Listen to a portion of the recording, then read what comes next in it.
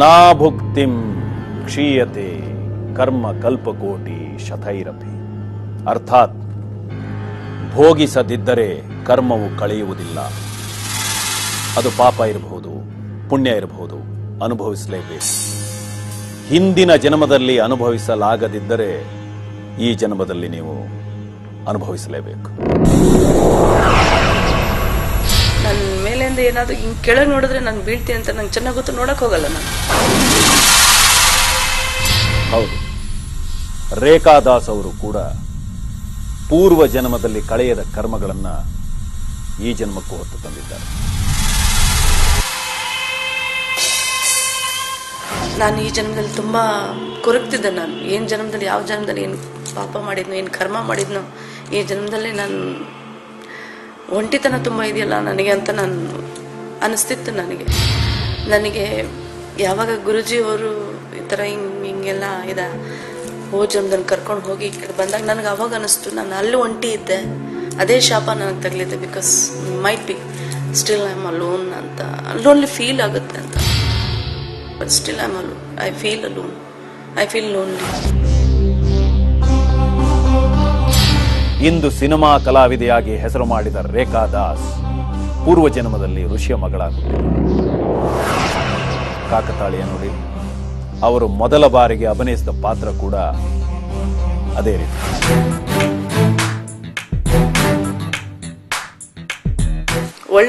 ಒಳ್ಳೆ ಆಶೀರ್ವಾದ ಬೇಗ ತಗಲಲ್ಲ ಅಂತಾರೆ, ಆದ್ರೆ ಶಾಪ ಬೇಗ ತಗಲ್ಬಿಡುತ್ತೆ. ಅಟ್ಲೀಸ್ಟ್ ನಾವು ಈ ಜನ್ಮದಲ್ಲಿ ಇದ್ದೀವಿ, ಒಳ್ಳೇದು ಮಾಡಬೇಕು, ಪೂಜೆ ಪುನಸ್ಕಾರ, ದೇವರ ಭಕ್ತಿ ಮಾಡಬೇಕು, ಕೆಟ್ಟತನ ಬಿಡಬೇಕು. ಒಬ್ಬರಿಂದ ನಾವು ಶಾಪಗಳು ಖಂಡಿತ ತಗೋಬಾರದು. ಅಥವಾ ನನಗೆ ಇವನು ಹಿಂಗೆ ಮಾಡ್ಬಿಟ್ಟ, ಅಥವಾ ಇವಳು ನನಗೆ ಹಿಂಗೆ ಮಾಡ್ಬಿಟ್ಲು, ನೀನು ಹಾಳಾಗೋಗ್ಬಿಡ್ಬೇಕು, ನೀನು ಹಿಂಗಾಗ್ಬಿಡ್ಬೇಕು, ಆ ರೀತಿ ಶಾಪ ಯಾವತ್ತು ತಗೋಬಾರ್ದು. ಯಾಕೆಂದ್ರೆ ಅದು ಬೇಗ ಅನ್ವಯಿಸ್ಬಿಡುತ್ತೆ, ನಮ್ಗೆ ಎಫೆಕ್ಟ್ ಆಗುತ್ತೆ. ರೇಖಾದಾಸ್ ಅವರಿಗೆ ಈ ಜನ್ಮದಲ್ಲಿ ಕಾಡ್ತಿರೋ ಶಾಪ ಯಾವುದು? ಅವರ ಖಿನ್ನತೆಗೆ ಕಾರಣ ಏನು? ರೇಖಾದಾಸ್ ಅವರ ಇಂದಿನ ಬದುಕಿಗೆ ಸಂಬಂಧಪಟ್ಟ ಘಟನೆಗಳು, ಹಿಂದಿನ ಜನ್ಮದಲ್ಲಿ ಏನೆಲ್ಲ ನಡೆದಿವೆ, ಶ್ರೀ ರಾಮಚಂದ್ರ ಗುರೂಜಿಯವರು ಕಾಲನೌಕೆಯನ್ನ ಎಲ್ಲಿ ಇಳಿಸ್ತಾರೆ ನೋಡೋಣ. ರೇಖಾದಾಸ್ ಹಿಂದಿನ ಜನ್ಮ ಋಷಿ ಮುನಿಗಳ ಕಾಲದಲ್ಲಿ. ಇವರು ಹುಟ್ಟಿದ್ದು ಋಷಿಯ ಮಗಳಾಗಿ. ಕಾಡು, ನದಿ, ಆಶ್ರಮಗಳ ಪರಿಸರವನ್ನು ರೇಖಾದಾಸ್ ಒಂದೊಂದಾಗಿ ಕಣ್ಮುಂದೆ ತಂದ್ಕೋತಾರೆ. ನನ್ಗೆ 6 ವರ್ಷ. ಎಂತ ಬಣ್ಣದ ಸೀರೆ ಉಡಿಸಿದ್ರು? ಆರೆಂಜ್ ಕಲರ್ ಬಣ್ಣ.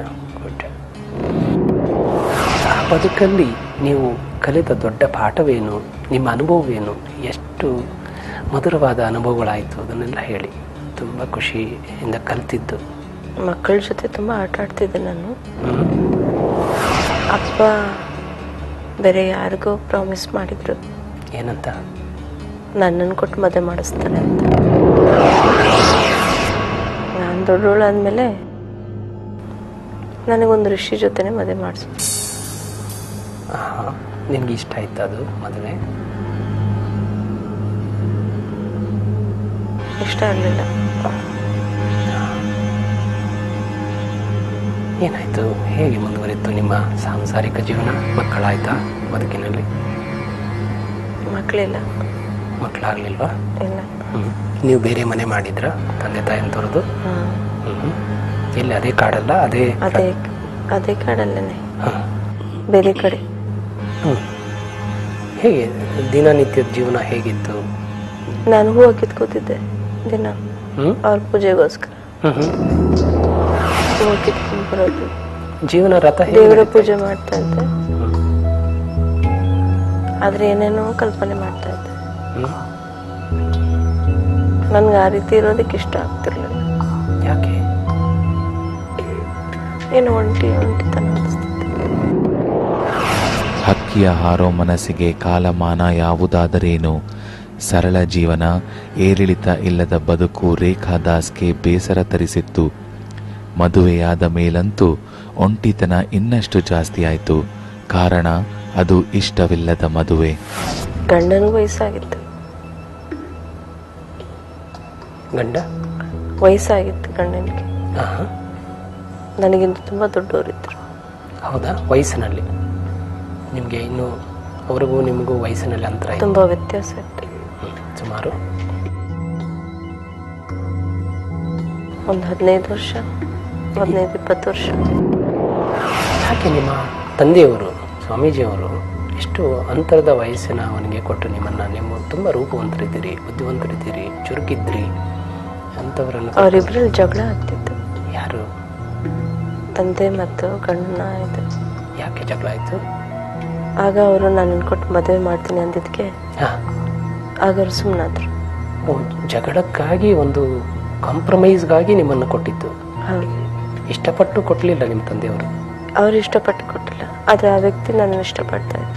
ಆ ವ್ಯಕ್ತಿ ನಿಮ್ಮನ್ನು ಇಷ್ಟಪಟ್ಟರು, ನೀವೇನು ಇಷ್ಟಪಟ್ಟಿರಲಿಲ್ಲ ಅವನ್ನ? ಇಲ್ಲ. ಆದರೆ ತಂದೆಯ ಮೇಲಿನ ಗೌರವಕ್ಕಾಗಿ ನೀವು ಹೌದು. ಮದುವೆ ಆದರು. ಅಪ್ಪ ಅಮ್ಮ ಅಂದರೆ ಇಷ್ಟ. ರೇಖಾ ದಾಸ್ ತಮ್ಮ ಮನೋಪಟಲದಲ್ಲಿ ಕಾಣ್ತಿರೋ ಚಿತ್ರವನ್ನು ತುಂಬ ಸಹಜವಾಗಿ ಹೇಳ್ತಾ ಇದ್ರು. ರೇಖಾ ದಾಸ್ ಅವರ ಪೂರ್ವ ಜನ್ಮದ ಹೆಸರಾದರೂ ಏನು? ನೋಡಿ, ನೀವು ಗಂಡನ್ನ ಯಾವ ಹೆಸರಿಂದ ಸಂಬೋಧಿಸ್ತಾ ಇದ್ರಿ? ಅವರ ಹೆಸರನ್ನೇನು ಮಾಡ್ಕೊಂಡು ಹೇಳಿ. ಜನ ಅವ್ರನ್ನ ಏನು ಕರಿತಾ ಇದ್ರು? ಆ ಋಷಿ ಹೆಸರು, ನೀವು ಮದುವೆ ಆದಂಥ? ಅಲ್ಲಿ ಎಲ್ಲರ ಬಾಯಲ್ಲಿ ಸ್ವಾಮೀಜಿ ಅಂತಾನೆ ಇತ್ತು.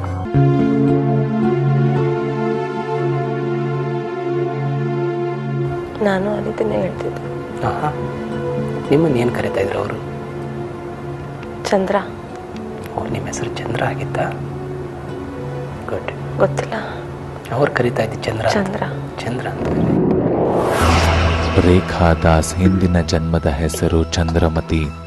ವಯಸ್ಸಾದ ವ್ಯಕ್ತಿ ಜೊತೆ ಮದುವೆಯಾದ ಚಂದ್ರಮತಿಯ ಮುಂದಿನ ಬದುಕು ಏನಾಯ್ತು? ಭಾರತ ದೇಶದ ಯಾವ ಭಾಗದಲ್ಲಿ ರೇಖಾ ದಾಸ್ ಹಿಂದಿನ ಜನ್ಮದಲ್ಲಿ ಹುಟ್ಟಿದ್ರು? ಎಲ್ಲರೂ ಅವ್ರ ಕೆಲಸಗಳು ಮಾಡ್ತಾ ಇದ್ದಾರೆ. ಒಬ್ರು ಗಿಡಕ್ಕೆ ನೀರು ಹಾಕ್ತಾ ಇದ್ದಾರೆ.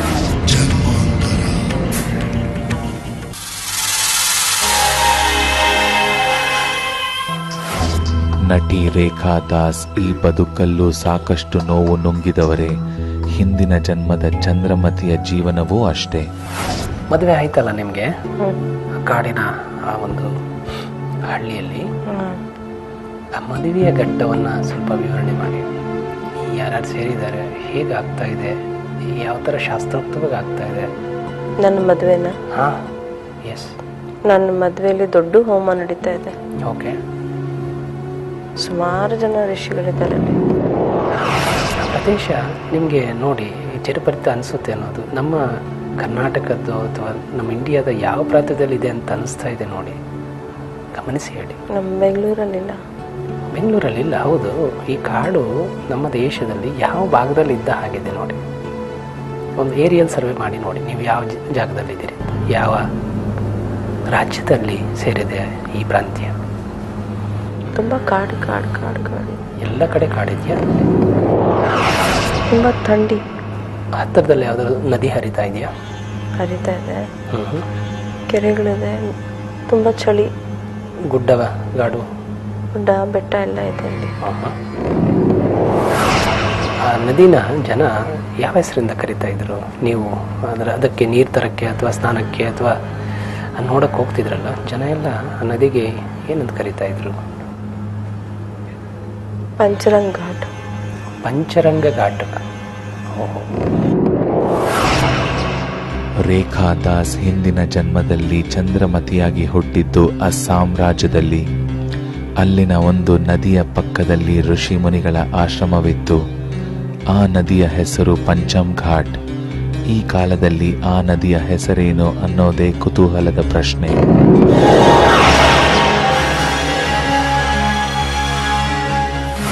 ನನ್ನ ಕಾಲಲ್ಲಿ ಗೆಜ್ಜೆ ಇತ್ತು. ಕಾಲಲ್ಲಿ ಗೆಜ್ಜೆ ಇತ್ತ? ಯಾರು ಮಾಡಿಸ್ಕೊಟ್ಟಿದ್ದ? ಅಮ್ಮ ಹಾಕಿದ್ರು. ಹಾಂ. ಇಷ್ಟ ಆಗ್ತಿತ್ತ ನಿಮಗೆ ಗೆಜ್ಜೆ ಹಾಕ್ಕೊಳ್ಳೋದು? ತುಂಬ. ಯಾವತ್ತಾದರೂ ಕುಣಿದಾಡಿದ್ದಿದೆಯಾ ಗೆಜ್ಜೆ ಕಟ್ಕೊಂಡು? ಕುಣಿದಾಡಿದಂಥ ಘಟನೆ ನೆನೆಸ್ಕೊಳ್ಳಿ. ಫಸ್ಟ್ ಟೈಮ್ ಹ್ಯಾಪಿಯಾಗಿ ಡ್ಯಾನ್ಸ್ ಮಾಡಿದ್ದು, ನರ್ತನ ಅಮ್ಮನ ಮುಂದೆ ತೋರಿಸ್ತಾ ಇದ್ದೀನಿ ಡ್ಯಾನ್ಸ್. ಅಮ್ಮ ಕೈ ತಟ್ಟಿ ನನಗೆ ಮುತ್ತು ಕೊಡ್ತಾ ಇದ್ರು. ಯಾಕೆ ನಿಮ್ಗೆ ಡ್ಯಾನ್ಸ್ ಮಾಡಬೇಕು ಅನ್ನಿಸ್ತಾ ಇತ್ತು? ಗೊತ್ತಿಲ್ಲ, ನನಗೆ ಜೀವನದಲ್ಲಿ ಯಾರೂ ಬೇಡ, ಡ್ಯಾನ್ಸ್ ಒಂದಿದ್ರೆ ಸಾಕಿತ್ತು. ಆದರೆ ನಾನು ಯಾರೋ ಒಟ್ಟಿಗೆ ಉಟ್ಬಿಟ್ನಲ್ಲ, ಎಲ್ಲೋ ಬಂದ್ಬಿಟ್ನಲ್ಲ ಅಂತ ನನಗೆ ಮದುವೆ ಆದಮೇಲೆ ಅನ್ನಿಸ್ತು. ಹೌದಾ? ಮದುವೆ ಆದಮೇಲೆ ನೀವು ಡ್ಯಾನ್ಸ್ ಮಾಡೋದಕ್ಕೆ ಅವಕಾಶ ಆಗಲಿಲ್ವಾ? ನಾನು ಕುಟೀರದಲ್ಲಿದ್ನಲ್ಲ, ಅಲ್ಲೆಲ್ಲ ಆಚೆ ಹೋಗೋದು, ಗಂಡ ನೋಡಿದ್ರೆ ಬೆಳಗ್ಗೆ ಹೋಗಿ ಸಂಜೆ ಬರೋದು, ನಾನೊಬ್ಬಳೇ ಇರ್ತಿದ್ದೆ. ಡ್ಯಾನ್ಸ್ ಮಾಡಬೇಕು ಅಂತ ಇಷ್ಟ ಆಗಿತ್ತು ನನಗೆ. ಅದಕ್ಕೆ ಅವಕಾಶ ಇರಲಿಲ್ಲ. ನೀವು ಮಾತಾಡ್ತಿದ್ರಲ್ಲ ಒಬ್ಬರ ಮಧ್ಯೆ ಒಬ್ಬರು, ಯಾವ ಮಾತು ಮಾತಾಡ್ತಿದ್ರಿ? ಯಾವ ಭಾಷೆಯಲ್ಲಿ ಮಾತಾಡ್ತಿದ್ರಿ? ಯಾವ ಪ್ರಾಂತಕ್ಕೆ ಸಂಬಂಧಪಟ್ಟಂಥ ಭಾಷೆ ಅದು ನೀವು ಮಾತಾಡ್ತಾ ಇದ್ದಿದ್ದು? ಹಿಂದಿ ಭಾಷೆ. ಹಿಂದಿ ಭಾಷೆಯಲ್ಲಿ ಮಾತಾಡ್ತಿದ್ರಾ? ಅಸ್ಸಾಂ ಅಲ್ಲ,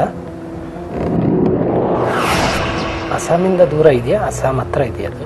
ಇಲ್ಲ, ಅದು ಅಸ್ಸಾಂ. ಪಂಚಘಾಟ್ ನದಿ, ಅಲ್ಲೇ ಬೆಟ್ಟ ಇದೆ, ಅಲ್ಲೋಗಿ ಡ್ಯಾನ್ಸ್ ಮಾಡ್ತಾ ಇದ್ದೆ. ಓಕೆ. ನನ್ನೆಲ್ಲ ಹುಚ್ಚರು ಅಂತಿದ್ರು. ಯಾಕೆ? ಒಬ್ಬೊಬ್ಬಳೆ ಹುಚ್ಚು ಥರ ಕುಣಿತಿದ್ದೆ, ಡ್ಯಾನ್ಸ್ ಆಡ್ತಿದ್ದೆ. ಇನ್ನು ಇವಳಲ್ಲಿ ಇದಿದೆ, ಹುಡುಗಾಟ ಇದೆ, ಒಂದು ಸಂಸಾರ ಸರಿಯಾಗಿ ಮಾಡೋದಿಲ್ಲ, ಮನೆ ಗಂಡ ಅನ್ನೋದು ಜ್ಞಾನ ಇಲ್ಲ ಅಂತ ಎಲ್ಲ ಹೆಂಗಸರು ಬೈತಿದ್ರು. ಸುಪ್ತ ಮನಸ್ಸು ಅದೆಷ್ಟೋ ಜನ್ಮಗಳ ಭಂಡಾರ. ಆ ನೆನಪುಗಳನ್ನು ಮರುಸ್ಮರಣೆ ಮಾಡೋದು ಅಷ್ಟು ಸುಲಭ ಅಲ್ಲ. ಆದರೆ ಯೋಗ ನಿದ್ದೆಯಲ್ಲಿ ಎಂಥ ಅದ್ಭುತ ನಡೆಯುತ್ತೆ ನೋಡಿ. ಯಾವುದಾದ್ರೂ ಒಂದು ತುಂಬ ಸಂತೋಷವಾಗಿದ್ದಂಥ ದಿನಗಳನ್ನು ನೆನೆಸ್ಕೊಳ್ಳಿ ಆ ಬದುಕಿನಲ್ಲಿ, ಆ ಲೈಫಲ್ಲಿ. ಪಂಚರಂಗ್ ಘಾಟಲ್ಲಿ ಸ್ನಾನ ಮಾಡ್ತಾ ಇದ್ದೆ ನಾನು. ಒಬ್ಬಳೇನ ಸ್ನೇಹಿತರ ಜೊತೆ? ಇಲ್ಲ, ನನ್ನ ಫ್ರೆಂಡ್ಸ್ ಎಲ್ಲ ಇದ್ರು. ಎಲ್ಲರೂ ಸ್ನಾನ ಮಾಡ್ತಿದ್ರು. ಎಲ್ಲರೂ ಸುಂದರವಾಗಿದ್ರು. ಅಪ್ಸರ ಇರ್ತಾರ? ತುಂಬಾ ಸುಂದರವಾಗಿತ್ತು. ಎಲ್ಲಾರ್ದು ದೊಡ್ಡ ದೊಡ್ಡ ಕೂದಲು, ಉದ್ದುದ್ದ ಕೂದಲು. ನಾವೆಲ್ಲ ಅವಾಗ ಮಾತಾಡ್ಕೋತಿದ್ವಿ, ನಮ್ಮ ಗಂಡ ನಾವು ಮದುವೆ ಆಗೋರು ಹೀಗಿರ್ಬೇಕು, ನಾವು ಮದುವೆ ಆದವನೇ ಹೀಗಿರ್ಬೇಕು, ಈ ಥರ ಋಷಿಗಳನ್ನ ಮದುವೆ ಆಗಬಾರ್ದು, ನಮ್ಮ ಜೀವನ ಈ ಥರ ಆಗಬಾರ್ದು, ನಮ್ಮ ತಾಯಂದಿರ್ತಾರ ಅಂತ ಮಾತಾಡ್ಕೊಂಡು ನಗ್ತಿದ್ವಿ. ಅದು ತುಂಬ ಖುಷಿ ಕೊಡ್ತಿತ್ತ? ಹರಟೆ ಹೊಡಿತಿದ್ದು ಸ್ನೇಹಿತರ ಜೊತೆ ತುಂಬ ಖುಷಿ. ಸ್ನೇಹಿತರಂದ್ರೆ ತುಂಬ ಇಷ್ಟ ಇರ್ತಾ ಇತ್ತು. ಸೊ ಡ್ಯಾನ್ಸ್ ಅಂದರೆ ತುಂಬ ಇಷ್ಟ ಆಯಿತು. ನಾವೆಲ್ಲ ಅಲ್ಲಿ ಸೇರಿ ಡ್ಯಾನ್ಸ್ ಆಡ್ತಿದ್ವಿ, ಹಾಡು ಹೇಳ್ತಾ ಇದ್ವಿ, ಡ್ಯಾನ್ಸ್ ಆಡ್ತಿದ್ವಿ. ಕೆಲವು ಒಳ್ಳೆಯ ದಿನಗಳನ್ನು ಕಂಡಿದ್ದ ಚಂದ್ರಮತಿಯ ಬದುಕು ಮುಂದೆ ಅನಿರೀಕ್ಷಿತ ತಿರುವು ಪಡೆಯುತ್ತೆ ನೋಡಿ. ಅದೇ ಅಂತ್ಯವೂ ಆಗತ್ತೆ. ಸರಿ, ಈಗ ಬದುಕಿನ ಆ ಬದುಕಿನಲ್ಲಿ ಬದುಕಿದಂಥ ಕೊನೆಯ ಘಟ್ಟಕ್ಕೆ ಬರೋಣ. ಹೇಗೆ ನೀನು ಆ ದೇಹವನ್ನು ತ್ಯಜಿಸೋದಕ್ಕೆ ಏನಾಗಿತ್ತು? ಯಾವ ರೀತಿ? ಗಂಡನ ಜೊತೆ ತುಂಬ ಜಗಳ ಮಾಡಿದ್ದೆ. ಆತನು ನನ್ನ ಹತ್ರ ಮುನಿಸ್ಕೊಂಡು ಕೈಯಲ್ಲಿ ಅದೇನು ಋಷಿಗಳು ಇಟ್ಕೋತಾರಲ್ಲ, ಕಮಂಡಲ ದಂಡ ಇಟ್ಕೊಂಡು ನನಗೆ ಏನೋ ಶಾಪ ಕೊಟ್ಟು ಹೊರಟೋದ್ರು. ಹೀಗೆ ನೀನು ಒಂಟಿಯಾಗೇ ಇರ್ತೀಯಲ್ಲ, ಒಂಟಿಯಾಗೇ ಇದ್ದು ನೀನು ಅಲಿಬೇಕು, ನಿನಗೆ ಯಾವತ್ತೂ ನಿನಗೆ ಸುಖ ಸಂತೋಷನ ಸಿಗಬಾರ್ದು, ನೀನು ಯಾವತ್ತೂ ನನಗೆ ಸುಖ ಸಂತೋಷ ಕೊಟ್ಟಿಲ್ಲ, ನಿನಗೂ ಸಿಗಬಾರ್ದು, ನೀನು ಇದೇ ರೀತಿ ಒಂಟಿಯಾಗಿ ಅಲಿಬೇಕು ಅಂದ್ಬಿಟ್ಟು ಶಾಪ ಕೊಟ್ಟು ಹೊರಟೋದ್ರು. ಏನಾಯ್ತು? ಕೈಯಿಂದ ನೀರು ತಗೊಂಡು ನನ್ನ ಮುಖಕ್ಕೆ ಹಚ್ಚಿದ್ರು. ನಾನು ಅಲ್ಲಿಂದ ಬೆಟ್ಟಿಗೆ ಓಡ್ ಬಂದೆ. ಚಂದ್ರಮತಿಯ ದುರಂತ ಹೇಗಾಯ್ತು? ಆ ದುರಂತ ಈ ಜನ್ಮದ ಮೇಲೆ ಬೀರಿದ ಪರಿಣಾಮ ಎಂಥದ್ದು? ಉತ್ತರ ನಿಜಕ್ಕೂ ಆಶ್ಚರ್ಯಕರ. ಅದ್ಯಾವುದು ಅವಾಗ ನಂಗೆ ಸಿಕ್ಕಿರ್ಲಿಲ್ಲ, ಒಂಟಿಯಾಗಿ.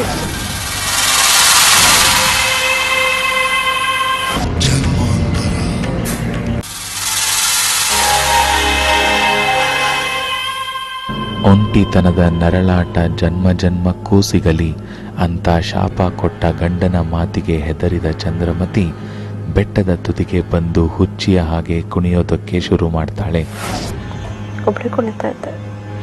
ಒಬ್ಬಳೆ ಕುಣಿತಾ ಕುಣಿತಾ ಕುಣಿತಾ ಕುಣಿತಾ ಅಲ್ಲಿಂದ ಒಂದು ಕಡೆ ಬಿದ್ದೆ.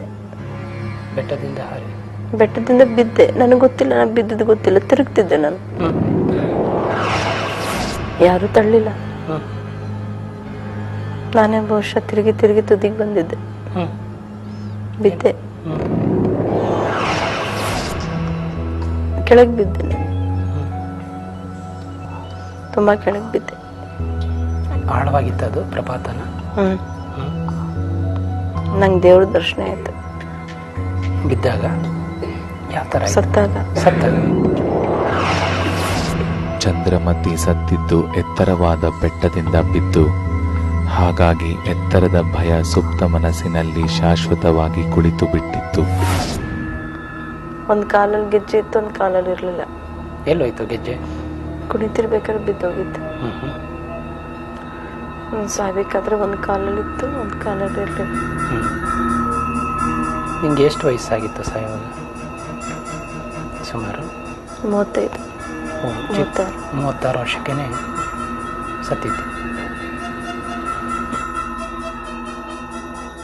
ನನ್ನ ರೈಟ್ ಕಾಲಲ್ಲಿ ಇರಲಿಲ್ಲ ಗೆಜ್ಜೆ. ಬಲಗಾಲಲ್ಲಿ ಇರಲಿಲ್ಲ. ನೀನು ತುಂಬ ಇಷ್ಟಪಡ್ತಿದ್ದು ನಿನ್ನ ಜೀವನದಲ್ಲಿ ಗೆಜ್ಜೆ.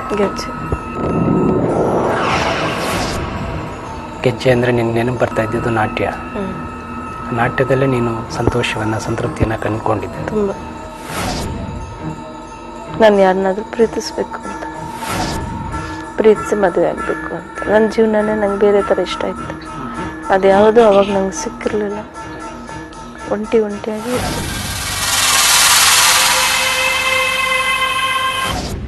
ಬಿದ್ದ ಮೇಲೂ ಚಂದ್ರಮತಿಗೆ ತನ್ನ ಗೆಜ್ಜೆಯದೇ ಧ್ಯಾನ. ನೃತ್ಯದ ಮೇಲೆ ಅಂಥ ವ್ಯಾಮೋಹ, ಅಂಥ ವಿಪರೀತ ಕುಣಿತದ ಮೋಹ ಕೂಡ ಸುಪ್ತ ಮನಸ್ಸಿನಲ್ಲಿ ದಾಖಲಾಗತ್ತೆ.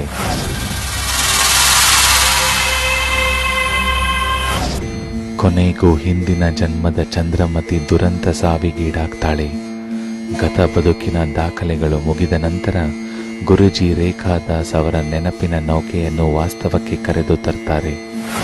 ಈ ಬದುಕಿನ ಎಲ್ಲ ರಸವತ್ತಾದ, ಸುಂದರವಾದ, ಹಿತವಾದ ಅನುಭವಗಳನ್ನೆಲ್ಲ ಮನಸ್ಸಿನಲ್ಲಿ ತುಂಬಿಕೊಳ್ಳಿ. ಎಷ್ಟಾಗುತ್ತೋ ಅಷ್ಟು ತುಂಬಿಕೊಂಡು ನಿಧಾನವಾಗಿ ಕಾಲನೌಕೆಯನ್ನು ಏರಿ. ನಿಮ್ಮ ಮನಸ್ಸು ನಿಧಾನವಾಗಿ ಕಾಲನೌಕೆಗೆ ಏರಲಿ.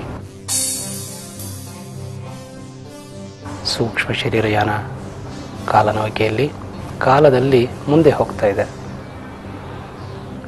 ಅಲ್ಲಿಂದ ಹೊರಟಂಥ ನೌಕೆ ಖುಷಿಯ ನೆನಪುಗಳನ್ನು ಹೊತ್ತುಕೊಂಡು ಈ ಜನ್ಮಕ್ಕೆ ಬರ್ತಾ ಇದೆ.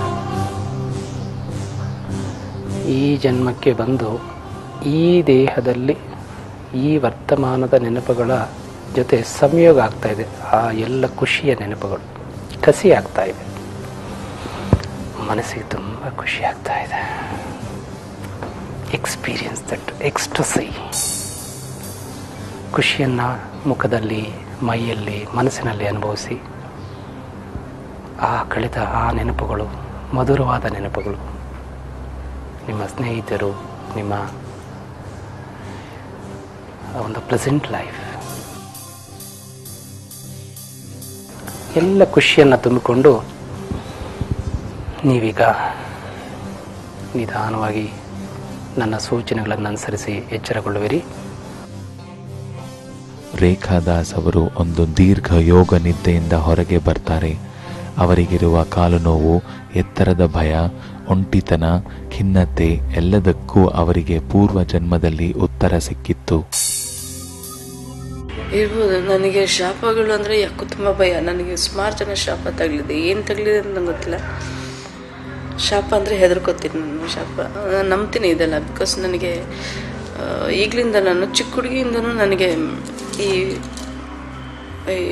ಆತ್ಮಗಳು ಅಂತಾರಲ್ಲ, ಅದು ತುಂಬ ಕಾಟ ಇದೆ ನನಗೆ. ಚಿಕ್ಕ ಹುಡುಗಿಯಿಂದನೂ ನನ್ನ ಚಿಕ್ಕ ವಯಸ್ಸು ನನಗೆ ಆವಾಗಿಂದನೂ ನನಗೆ ನನ್ನ ಜೊತೆ ಆತ್ಮಗಳು ಬರೋದು, ಮಾತಾಡೋದು, ನನ್ನ ಜೊತೆ ಆಟ ಆಡೋದು, ಇದೆಲ್ಲ ನನಗೆ ಚಿಕ್ಕ ವಯಸ್ಸಿಂದ ಅದೇನು ಇದೆ ಗೊತ್ತಿಲ್ಲ. ಒಟ್ಟಿನಲ್ಲಿ ನನಗೆ ಯಾರು ಸತಾಯಿಸಲ್ಲ, ನನಗೆ ತೊಂದರೆ ಯಾರು ಕೊಡಲ್ಲ. ನನ್ನ ಜೊತೆ ಆಟ ಆಡ್ತಾರೆ, ನನ್ನ ಜೊತೆ ಇರ್ತಾರೆ, ನನ್ನ ಜೊತೆ ಕೂತ್ಕೊಳ್ಳೋದು ಗೊತ್ತಾಗುತ್ತೆ, ಓಡಾಡೋದು ಗೊತ್ತಾಗುತ್ತೆ, ನನ್ನ ಜೊತೆ ಮಲಗೋದು ಗೊತ್ತಾಗುತ್ತೆ. ಸಮಸ್ಯೆಯ ಮೂಲ ಗೊತ್ತಾದರೆ ಪರಿಹಾರ ಸುಲಭ. ಗುರೂಜಿಯವರ ಮಾರ್ಗದರ್ಶನ ಹೊಸ ಚಿಂತನೆಗೆ ದಾರಿ ಮಾಡಿಕೊಡುತ್ತದೆ. ಪೂರ್ವಜನ್ಮ, ಪುನರ್ಜನ್ಮ ಏನೇ ಇರಲಿ, ಈ ಜನ್ಮದಲ್ಲಾದರೂ ನಾವು ಆತ್ಮಸಾಕ್ಷಿಗೆ ಸರಿಯಾಗಿ ನಡೆಯಬೇಕು ಅನ್ನುವ ಸಂದೇಶವಂತೂ ಇಲ್ಲಿದೆ. ಗಹನ ಕರ್ಮಣೋ ಗತಿ ಅಂದ್ರೆ ಕರ್ಮದ ಗತಿ ಗಹನವಾಗಿದೆ. ವ್ಯಕ್ತಿಯ ಇಂದಿನ ಸ್ಥಿತಿಗತಿಗಳಿಗೆ ಪೂರ್ವಜನ್ಮದ ಕರ್ಮಗಳೇ ಕಾರಣ.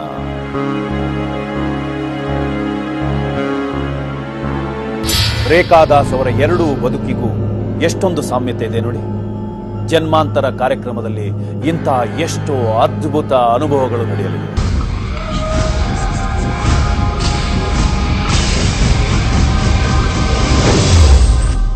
ತಪ್ಪದೆ ನೋಡಿ ಜನ್ಮಾಂತರ. ನಮಸ್ಕಾರ, ಶುಭರಾತ್ರಿ.